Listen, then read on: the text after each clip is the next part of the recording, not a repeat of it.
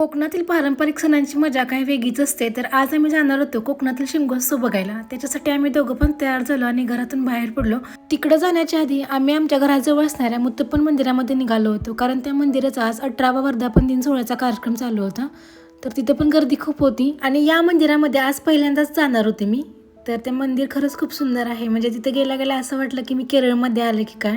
एकदम सगळं केरळचंच ते देव आहे, त्याच्यामुळे सगळं केरळ स्टाईल सगळं फिलिंग येत होतं तिथे गेल्यावर.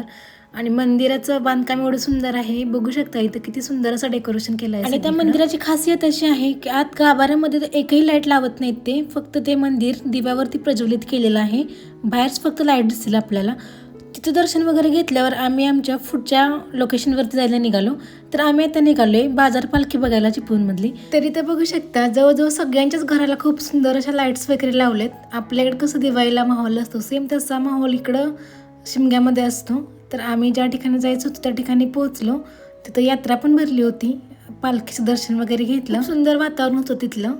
त्याच्यानंतर आम्ही घरी यायला निघालो. घरी आल्यावर मस्त गरम गरम मेथीचे पराठे बनवले, त्यासोबत लोणचं आणि दही खाल्लं आणि दिवसाचा शेवट झाला मस्त अशा या गोड आईस्क्रीमने. सो चला भेटूयात नेक्स्ट ब्लॉगमध्ये. बाय.